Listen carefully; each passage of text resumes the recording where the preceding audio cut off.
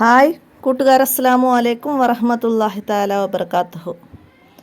നമുക്കൊരു പുതിയ അധ്യയന വർഷമാണ് നമ്മിലേക്ക് കടന്നു വന്നിരിക്കുന്നത്. പുതിയ വർഷത്തിലേക്ക് കടന്നു വന്ന എല്ലാ വിദ്യാർത്ഥികൾക്കും മദ്രസ വ്ളോഗിൻ്റെ ആശംസകൾ. പുതിയ ഈ വർഷത്തിൻ്റെ തുടക്കം മുതൽക്ക് തന്നെ നമ്മളെല്ലാവരും നന്നായി പരിശ്രമിച്ച് അറിവുകൾ കരസ്ഥമാക്കുക. നിങ്ങൾ ഓർക്കുക, നിങ്ങളുടെ ജീവിതത്തിലെ അമൂല്യമായ സമയങ്ങളാണിത്. ജീവിതാസ്തമയ സമയത്ത് ഏറ്റവും അധികം പശ്ചാത്തപിക്കുക നിങ്ങൾ പാഴാക്കിയ ഈ സമയങ്ങളാണ്. സമയങ്ങൾ ഓരോന്നും നഷ്ടപ്പെടുത്താതെ കിട്ടുന്ന അറിവുകളൊക്കെ കരസ്ഥമാക്കുക. മദ്രസ എന്ന് പറഞ്ഞാൽ പൊതുവെ രാവിലെയുള്ള ഒരു ക്ലാസ്സാണ്. അതിന് അധിക പേർക്കും പോവാൻ മടിയാണ്. കാരണം ഉറക്കിൽ നിന്ന് ഉണർന്ന് എഴുന്നേറ്റ് പോകണം.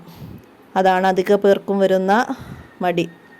അപ്പം കഴിയുന്നതും ഒരു ചിട്ടയായ ജീവിത ശൈലിയിലൂടെ നമ്മൾ രാവിലെയുള്ള ഉണരലൊക്കെ നേരത്തെയാക്കുക. കുട്ടികളെ മടി കൂടാതെ പറഞ്ഞയക്കുക.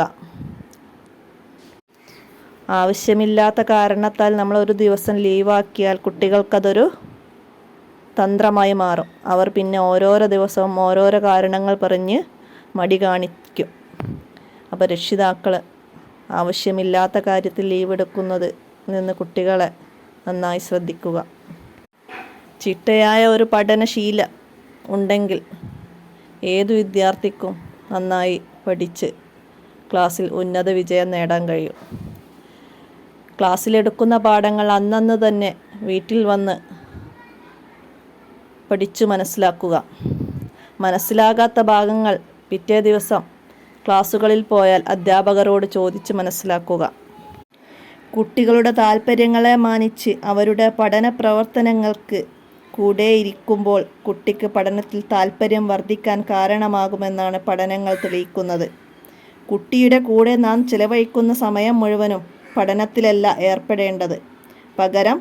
പകരം ഒരിത്തിരി സമയം കുട്ടിയുടെ ഹോബികളെക്കുറിച്ചും താൽപ്പര്യങ്ങളെക്കുറിച്ചും ചോദിച്ചറിയണം. ഓരോ രക്ഷിതാവും തൻ്റെ കുട്ടിയുടെ താൽപ്പര്യ മേഖല കണ്ടെത്തുകയും അതിനു വേണ്ട സപ്പോർട്ടുകൾ ചെയ്യുകയും വേണം. ഓരോ കുട്ടിക്കും പല കാര്യത്തിലും പല സംശയങ്ങളും ഉണ്ടാകും. അത് അധ്യാപകരാണെങ്കിലും രക്ഷിതാക്കളാണെങ്കിലും കുട്ടികളുടെ ആവശ്യങ്ങൾക്ക് പരിഗണന നൽകണം. എന്നിട്ട് ആ സംശയങ്ങളെല്ലാം തീർത്തു കൊടുക്കണം. ഒരേ സമയം ഒരേ ഇരിപ്പിൽ തന്നെ ഇരുന്ന് പഠിക്കാൻ കഴിയാത്ത കുട്ടികളാണ് മിക്കവരും. അവർക്ക് മതിയായ വിശ്രമം നൽകണം. നമ്മൾ കുട്ടികളോട് ഓരോ ചോദ്യങ്ങൾ ചോദിച്ചുകൊണ്ടിരിക്കുക. അപ്പോൾ അതിൻ്റെ ഉത്തരങ്ങൾ അവർക്ക് അറിയില്ലെങ്കിലും അവരോട് ചോദിക്കുക. അവർ പറയുന്ന ഉത്തരം തെറ്റാണെങ്കിൽ അതാണ്, അതിനെക്കുറിച്ചല്ല, ഇതിനെക്കുറിച്ചാണ് എന്നൊക്കെ പറഞ്ഞ് നമ്മൾ അവർക്ക് മനസ്സിലാക്കി കൊടുക്കുക കാര്യങ്ങൾ. ചോദ്യങ്ങൾ ചോദിക്കുമ്പോൾ അവർക്ക് ഉത്തരങ്ങൾ പറയാനുള്ള ഉത്സാഹവും ഉണ്ടാവും. അവർക്ക് മറ്റുള്ളവരെ പഠിപ്പിക്കാനുള്ള അവസരങ്ങൾ നൽകുക. അത് അവരിലെ പഠനത്തിന് ഉത്സാഹം വർദ്ധിപ്പിക്കും. കൂട്ടുകാരെയോ അവർക്ക് താഴെയുള്ളവരെയോ അവരുടെ കൂടപ്പിറപ്പുകളെയോ ഉമ്മമാരെയോ ഉപ്പമാരെയോ ആരെ വേണേയും വേണം. ഇന്ന് ഈ പാഠം ഞാൻ നിന്നെ പഠിപ്പിക്കാം, എന്നിട്ട് പഠിച്ചു കഴിഞ്ഞതിന് ശേഷം നീ എന്നെ ഇതൊന്ന് പഠിപ്പിച്ചു തരണം. അങ്ങനെയുള്ള അവസരങ്ങളൊക്കെ നൽകുക.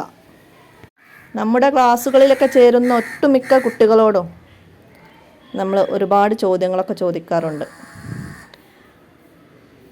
അപ്പോൾ അവർക്ക് ഭൂരിഭാഗം കുട്ടികൾക്കും ചില മലയാള വാക്കുകളുടേത് തന്നെ അർത്ഥങ്ങളൊന്നും അറിയില്ല, നമ്മൾ സ്ഥിരമായി ഉപയോഗിക്കുന്ന.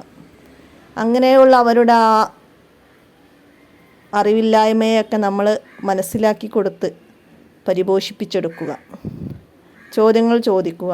ഒരു വാക്ക് കണ്ടാൽ അതെന്താണ്, അതിനെന്തുകൊണ്ടാണ് ഇത് പറയുന്നത് എന്നൊക്കെയുള്ള ഉത്തരങ്ങളൊക്കെ നൽകി അവർക്ക് അവരിലെ ഉത്കണ്ഠയും ഒക്കെ വർദ്ധിപ്പിക്കുക. അറിയാനുള്ള താല്പര്യങ്ങൾ അവരിൽ വർദ്ധിപ്പിച്ചു കൊണ്ടുപോകുക. അപ്പോൾ അവർക്ക് ഓരോ കാര്യങ്ങൾ കണ്ടെത്താനും അതിനെക്കുറിച്ച് അറിയാനൊക്കെ താല്പര്യങ്ങൾ വർദ്ധിച്ചു കൊണ്ടേയിരിക്കും. അതൊക്കെ അവരിൽ പഠനത്തിൽ താല്പര്യം ജനിപ്പിക്കാനും സന്തോഷം പകരാനും സാധിക്കും. ചെറിയ ക്ലാസ്സിലൊക്കെ പഠിക്കുന്ന കുട്ടികളെ നമ്മൾ ആ ക്ലാസ്സിൽ തന്നെ വെച്ച് ശ്രദ്ധിച്ച് നന്നായി പഠിപ്പിച്ചാൽ വലിയ ക്ലാസ്സുകളിൽ എത്തുമ്പോൾ അവർക്ക് ബുദ്ധിമുട്ടില്ലാതെ അവരെ കാര്യങ്ങൾ സ്വന്തമായി ചെയ്യാനുള്ള പ്രാപ്തി അവർക്ക് ലഭിക്കുന്നതാണ്. ചെറുപ്പത്തിൽ പഠിക്കുന്നത് കല്ലിൽ കൊത്തിയ പോലെ എന്നാണ്.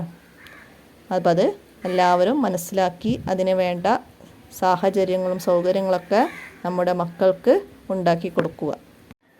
നമ്മുടെ ശ്രദ്ധക്കുറവ് കാരണം നമ്മുടെ കുട്ടി പഠനത്തിൽ പിന്നോട്ടായി പോവാതെ നമ്മൾ തന്നെ ശ്രദ്ധിക്കുക. നമ്മുടെ മക്കളെ നന്മയുടെ പാതയിലേക്ക് കൊണ്ടുവരാൻ ഒരുപാട് ഘടകങ്ങളുണ്ട്. അതിൽ പ്രധാനപ്പെട്ടത് ഒന്ന് മദ്രസയാണ്, രണ്ടാമത്തത് മാതാപിതാക്കളാണ്, മൂന്നാമത്തത് മദ്രസ അധ്യാപകരാണ്. ഈ 3 ഘടകങ്ങളും ഒത്തുചേരുമ്പോൾ ഒരു കുട്ടി നല്ല മാർഗത്തിലേക്ക് എത്തിപ്പെടും. ഞാൻ എൻ്റെ വാക്കുകൾ നീട്ടുന്നില്ല. അല്ലാഹു തആല നമ്മുടെ മക്കളെ സ്വാലിഹീങ്ങളെ ഉൾപ്പെടുത്തട്ടെ. ഇൽമ പഠിച്ചതനുസരിച്ച് പ്രവർത്തിക്കാനും അല്ലാഹു തആല തൗഫീക്ക് നൽകട്ടെ. ആമീൻ ആമീൻ ബിറഹ്മതിക യാ അർഹം